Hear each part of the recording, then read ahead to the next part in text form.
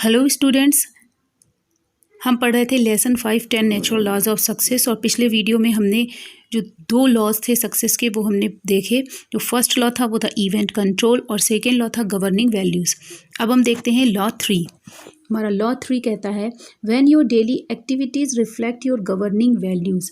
जब आपके रोज़ के क्रियाकलापों में आपके ये गवर्निंग वैल्यूज़ जब ये रिफ्लेक्ट होते हैं, परिलक्षित होते हैं, दिखते हैं, then you experience inner peace. तब आप आंतरिक शांति का अनुभव करते हैं। यानी जो भी आपके गवर्निंग वैल्यूज़ हैं, जो आपके नियम आपने बना रखे हैं, जिनके अनुसार आपको अपने जीवन को जीना है, जब ये आपके नियम आपके दैनिक क्रियाकलापों में प्रतिबिंबित होते हैं, तब आप आंतरिक शांति का अनुभव करते हैं। Once you identify your governing values, एक बार अगर आपने अपने इन गवर्निंग वैल्यूज़ को पहचान लिया, you must do something about them, तो आपको उनके बारे में कुछ अवश्य करना चाहिए।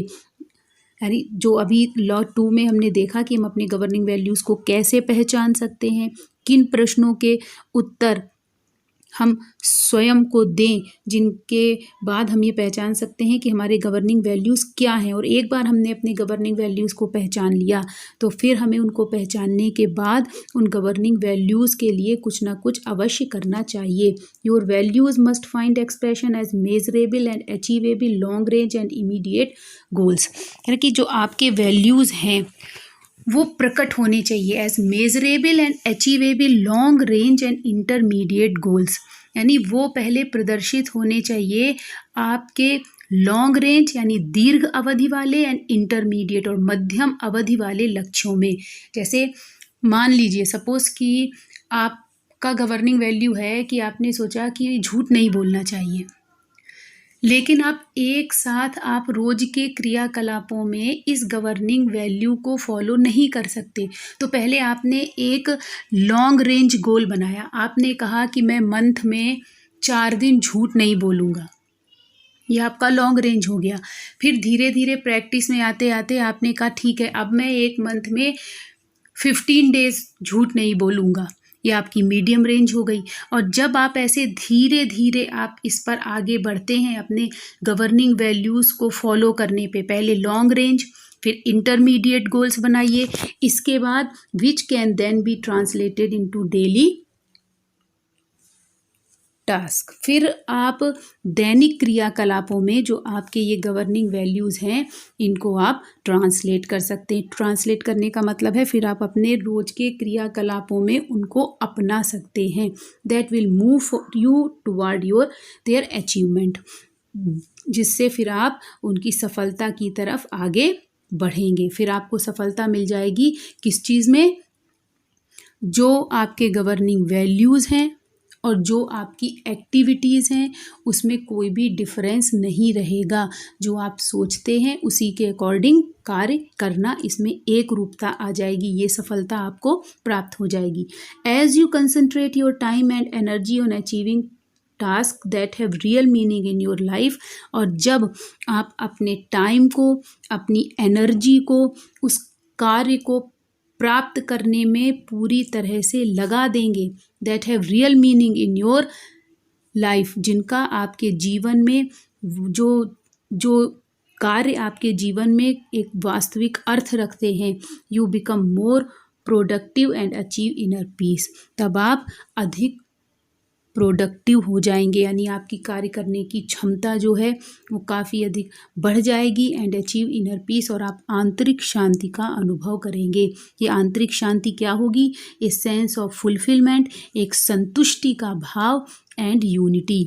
और यूनिटी एक रूपता यानी आपके सिद्धांत और आपके क्रियाकलापों में एक रूपता की आप अपने सिद्धांतों के अनुसार ही अपने क्रियाकलाप कर रहे हैं। Next law 4, to reach any significant goal you must leave your comfort zones. किसी भी महत्वपूर्ण लक्ष्य को प्राप्त करने के लिए हमें अपने आराम के क्षेत्रों को अवश्य छोड़ना चाहिए।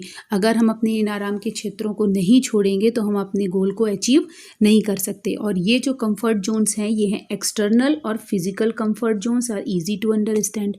इनमें से जो कंफर्ट जोन्स हैं, इनमें जो एक्सटर्नल और फिजिकल कंफर्ट जोन्स हैं, बाहरी जो हमें दिखाई देते हैं। ये कंफर्ट जोन्स इन्हें छोड़ना तो बहुत ही आसान है। जैसे हमने कहा हम एसी में बैठे हुए हैं, हमने कहा ठीक है हम एसी छोड़ के कूलर में बैठेंगे। तो ये जो फिज़िकल कंफर्ट जोन्स एक्सटर्नल हैं, जो बाहरी रूप से जो कंफर्ट हमें दिखाई देता है, ये इसको छोड़ना आसान होता है। But they are by no means the only type of comfort zones we have. लेकिन सिर्फ यही कंफर्ट जोन नहीं है जो यहाँ पर बताए जा रहे हैं। But they are by no means the only type of comfort zones. सिर्फ बाहरी कंफर्ट जोन्स ही कंफर्ट जोन्स नहीं है, इसके अलावा sometimes we develop mental, emotional, social और साइकोलॉजिकल कंफर्ट जोन्स। कभी कभी हम मानसिक, इमोशनल भावनात्मक, सोशल सामाजिक और साइकोलॉजिकल मनोवैज्ञानिक कंफर्ट जोन्स भी डेवलप कर लेते हैं, आराम के क्षेत्र डेवलप कर लेते हैं। कि जैसे कई बार स्टूडेंट्स क्लास में होते हैं तो वो कहते हैं वो पर्टिकुलर एक हम अपने फ्रेंड के पास ही बैठते हैं, तभी हम कंफर्टेबल महसूस करते हैं। फील करना कंफर्ट जो दिखाई नहीं दे, हम अंदर से सिर्फ फील करते हैं। कुछ ऐसे कंफर्ट जोन्स भी होते हैं और उन्हें छोड़ना बहुत ही कठिन होता है। These can be much more difficult to leave than our physical comfort zones. तो इन फिजिकल कंफर्ट जोन्स जो हमें कंफर्ट जोन्स दिखाई देते हैं, इन कंफर्ट जोन्स से इन कंफर्ट जोन्स को, साइकोलॉजिकल कंफर्ट जोन्स को, इमोशनल, मेंटल कंफर्ट जोन्स को छोड़ना काफ़ी अधिक कठिन होता है। Leaving a comfort Jones requires effort and commitment.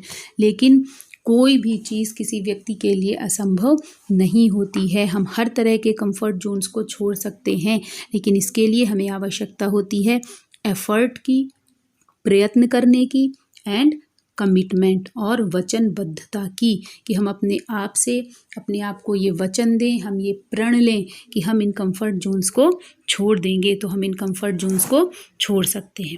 Law 5, daily planning leverage time through increased focus.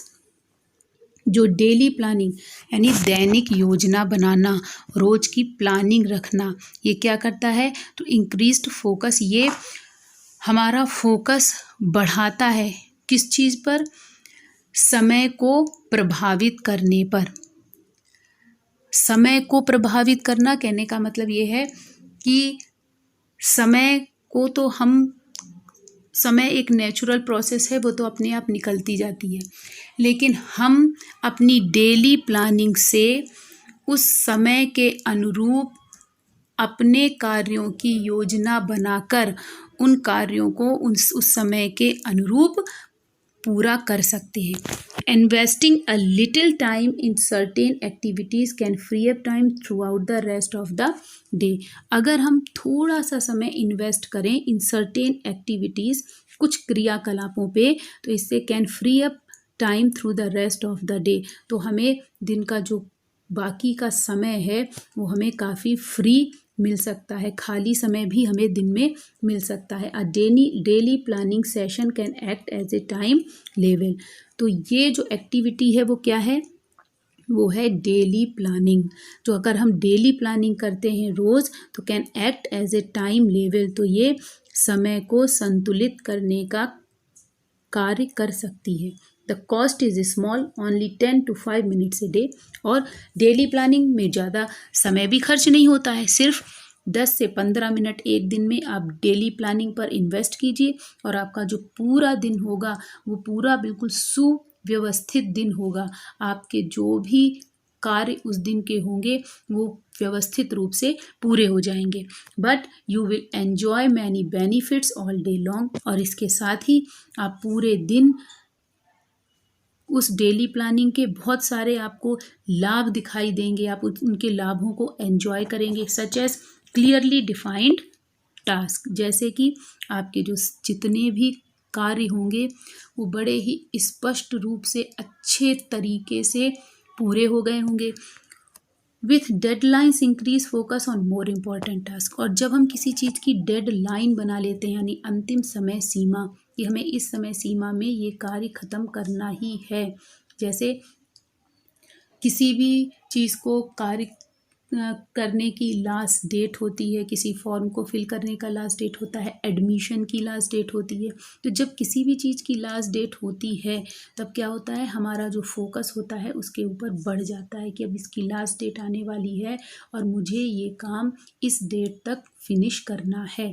तो जब हम डेली प्लानिंग करते हैं और डेली प्लानिंग में जब हम किसी समय काम के लिए किसी समय को निर्धारित कर लेते हैं और उस डेली प्लानिंग के अनुरूप कार्य करते हैं तो हम उस समय सीमा के अंदर उस कार्य को पूरा करने के लिए अपनी पूरी एनर्जी लगा देते हैं। तो with deadlines increase focus on more important task. तो इससे हमारा जो बहुत महत्वपूर्ण कार्य है उसके ऊपर हमारा फोकस बढ़ता है। Less time spend between projects, और जो बड़े बड़े कार्य होते हैं जो अधिक महत्वपूर्ण नहीं हैं, जो परियोजनाएं हैं, उन पे कम समय खर्च होता है। And a greater sense of accomplishment at the end of the day. और दिन के ख़त्म होने पर हमें जो सबसे बड़ी चीज़ मिलती है वो मिलती है ग्रेटर सेंस ऑफ एकम्प्लिशमेंट।